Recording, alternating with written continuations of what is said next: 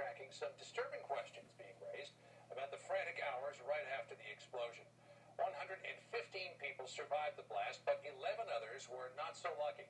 Just hours after being rescued, some of the survivors say they were coerced by the rig's operator, TransOcean, into signing legal waivers, including crew member Choy, who today suffers from flashbacks and nightmares over the ordeal.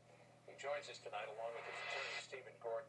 I want to talk about this waiver, Chris, and the lawsuit that you filed against TransOcean BP and Halliburton in just a moment. But first of all, take us back, if you would, to that night, April 20th. You worked the night shift, had trouble getting to sleep. You finally had, it was about 10 o'clock at night. What happened? When I first woke up, I woke up to an explosion. I didn't know that's what it was. I kind of turned and sat on the edge of my bed, and I sat there and waited to see if there was another sound or what the deal was. And there was a lot bigger explosion after that. Right. You're on the firefighting team, of course, what you did, because it's your duty. You went out and you grabbed your gear, you went to your firefighting station, and you saw the derrick on fire. How were you struck by that scene? When I saw the derrick on fire, I knew that there was no way we were putting that fire out. I knew we were more than likely going to abandon the rig. I was still kind of in shock. I just didn't expect to see that. Did you fear for your life at that point? Absolutely. That was the main thing going through my head. It just hit me in my stomach. That's all I kept thinking was, there's no way we're getting off here. You know, we're all dead. And one of the first things that you saw was the crane operator who had been knocked off of his staircase and fallen probably 40, 50 feet to the deck. You and a partner who was on the firefighting team thought about trying to get to him. Why were you unable to get to him? Oh, we dressed out in our fire gear and started over there. He had already tried to drag him by himself, and he couldn't move him on his own, so he came looking for help.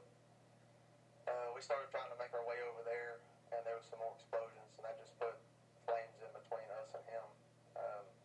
There was just no way we could get over there to him. So you had to leave him? Yeah. Yes, sir. What's that like for a person who is trained in rescue operations to have to leave somebody? Definitely one of the hardest things I've ever had to do. It haunts me today just thinking about, is there any other way I could have got over there? And of course, then it was a mad dash to get off the rig. There was the call to the lifeboats. Was there panic in terms of getting on board those lifeboats? There was, to an extent.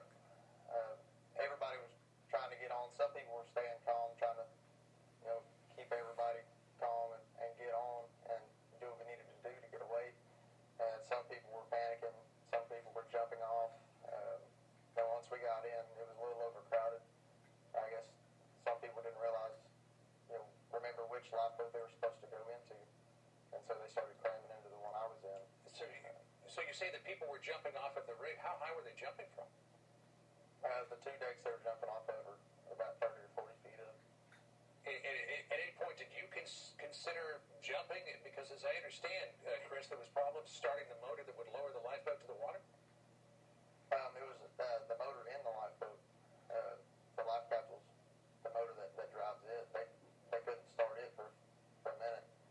And I decided I didn't want to make it all the way to the life capsule and then burn there. So, I took my seatbelt and stepped back on. I was fixing to start trying to crawl out the door to jump in myself. Wow. I just can't imagine what it would have been like to be in that situation.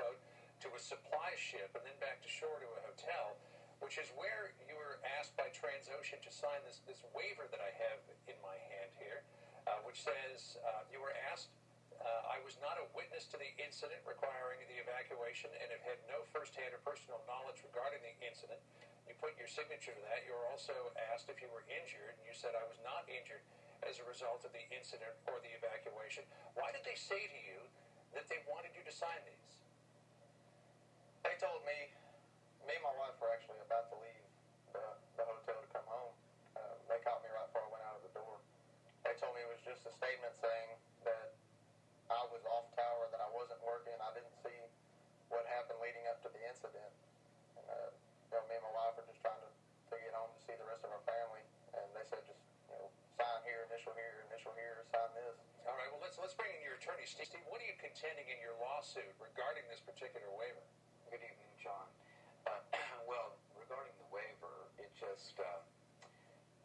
understand that they have a right to investigate the claim. However, the way they kept these crew members offshore for over 20 hours is wholly unnecessary. These people give their lives to their job, and some died in this incident. Right. And by keeping them offshore, they actually added additional emotional distress. We are maritime lawyers, and people get hurt all the time, and they helicopter them in.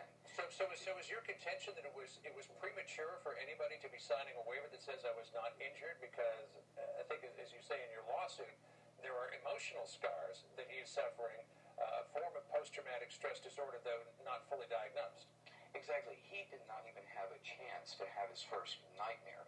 He was up for 60 hours, and they are trying to use this release or waiver, whatever you want to call it, as a defense to him making a claim now. Right. Now, it's really irresponsible. TransOcean has answered your claim saying, we were surprised to receive your letter of representation, this is to you, Stephen, in light of the attached statement executed by your client indicating that he did not sustain any injury whatsoever as a result of the April 20, 2010 accident. They're saying he signed this waiver. How can you make any claim that he's got any health problems? Well, we think that the court will completely disregard that, but it just shows you that they were irresponsible and that they tried to do this. They didn't want them to get ashore. They could have easily brought them into Port Fourchon and talked to them there with their family members.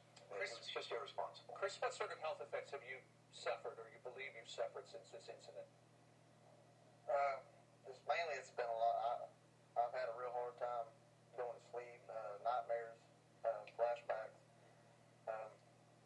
and I just, I can't help but replay the entire incident in my head all day.